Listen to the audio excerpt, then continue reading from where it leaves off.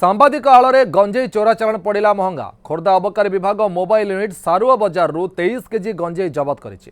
Web channel सांबादिकों सहयोगी को गिरफ्त करिछि अबकारी विभाग। उभयों घर कंधमाल अंचल। अभियुक्त निकट गोटे कार सह 3टी मोबाइल गोटे क्यामेरा बूम परिचय पत्र जबत होइछि।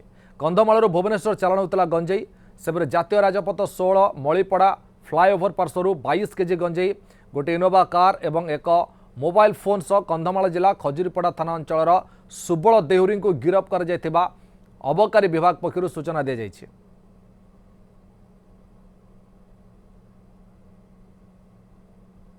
तो प्रथमे बेगुनिया एरिया जोटा कि सारुआ ड्राई फिश मार्केट एरिया धरा होता गोटे मारुति सुजुकी सियाज कार से 23 केजी गंजेई 3टा मोबाइल फोन मिली आ विथ प्रताप कुमार दिगल आ दिनेश दिगल 2 जन को धराई जो थे कि 23 केजी गंजेई थिला।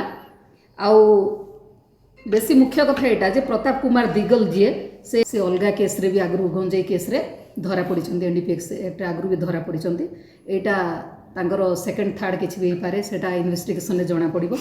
तो सेटा गोटे कमर्शियल क्वांटिटी रे हमर फॉरवर्ड हेबे से एनडीपीएस एक्ट रे।